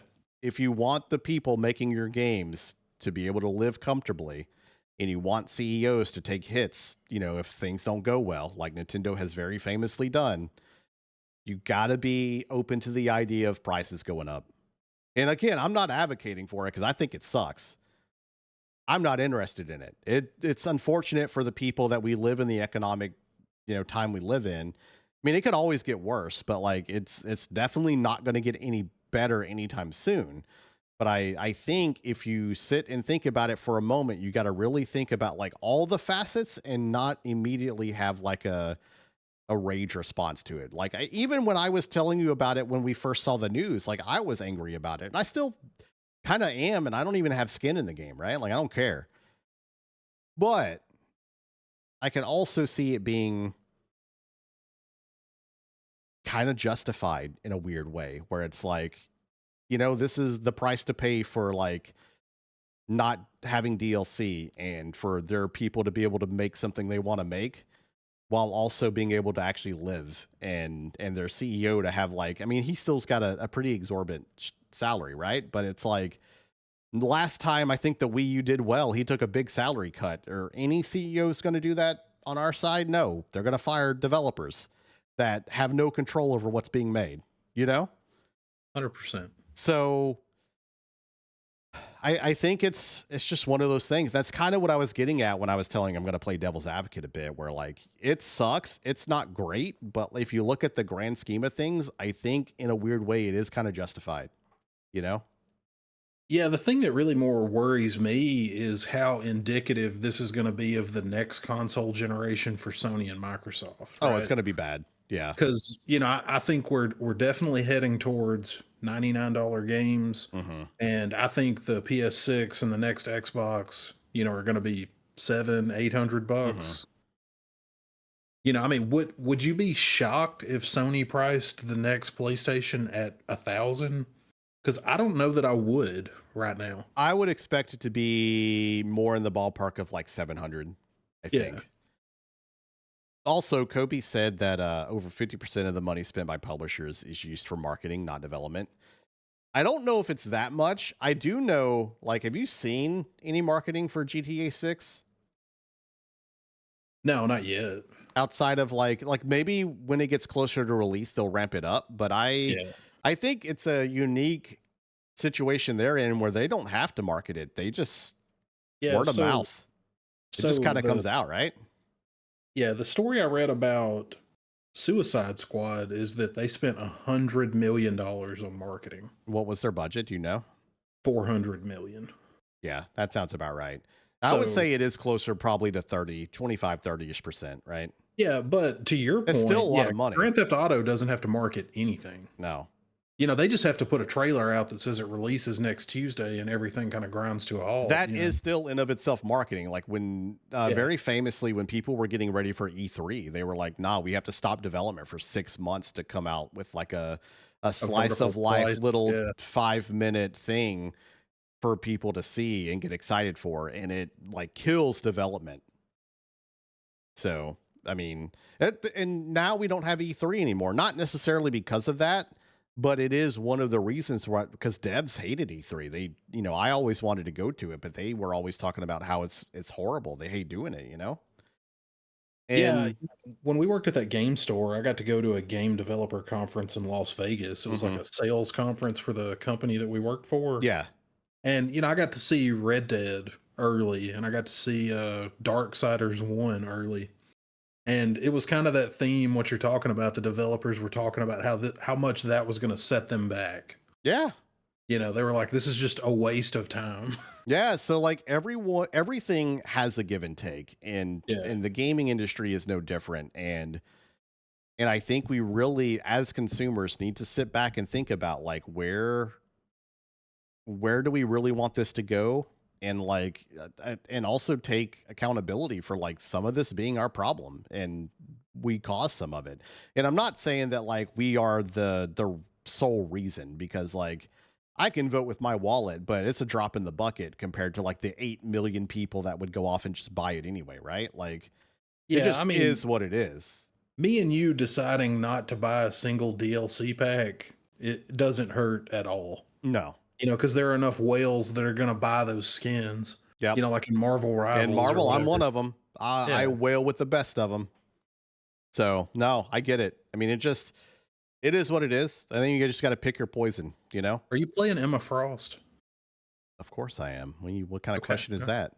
Yeah. I mean, I Look, kind of knew the answer, bro, they nerfed the tank I play into the ground to where he's like one of the worst tanks in the game, and added another one to take his place that does everything he did but better. Of course I'm going to play her. And she's pretty hot. Okay, yeah. I mean, pretty is underselling it, but yeah. So are you rocking the white and blue outfit or the black Oh, one? it's black. Okay. All the way. All right. Yeah, Yeah. yeah. I already had the money saved up. I so do I talk? Yeah, fuck it. When I knew they were coming out with Emma Frost like 2-3 months ago, I made a side account so I could practice her on, because anyone that is incredibly uh serious about leveling or playing ranked in those kind of games, you don't practice new characters on your main account. You practice new characters on a side account. Because you Yeah. don't want to tank your rank, but you also want to be able to play the character to a degree to where you can say, I can play this character at a high level, but you're not going to get any practice actually practicing in quick play, right? My account where I solely play Emma Frost is named Emma Frost Thong. Yeah. Here I Yes. was thinking I was the problem in the industry, and it's really you. I made that account like I said months ago. I made it before that tournament that I played. I had it on lock. I showed it to another streamer friend of mine. Most people know her as Val. She's also a Val. Her name is Ophelia Valentine.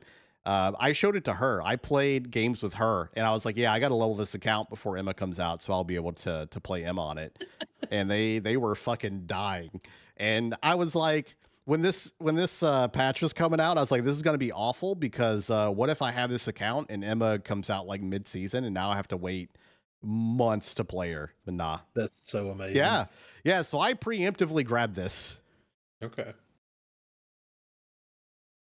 I think Kobe's posting some new stuff. Said another publisher reported development costs for its major AAA franchise ranging more than 80 million to almost 350 million per title, and marketing costs reaching up to 310 million depending on the franchise.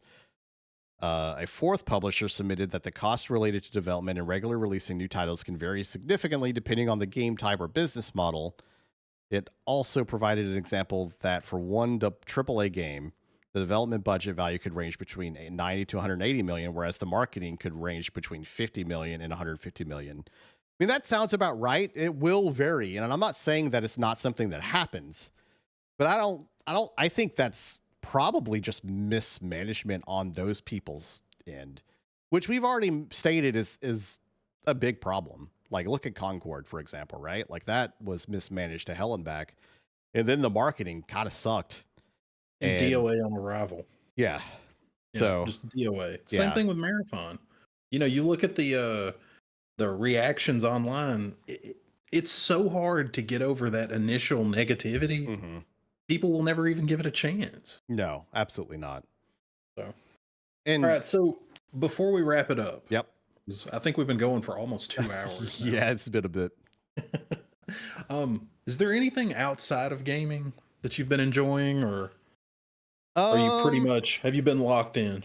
I've been kind of locked in. I haven't had Yeah. a lot of time to focus on anything outside of gaming, outside of like work stuff, you know.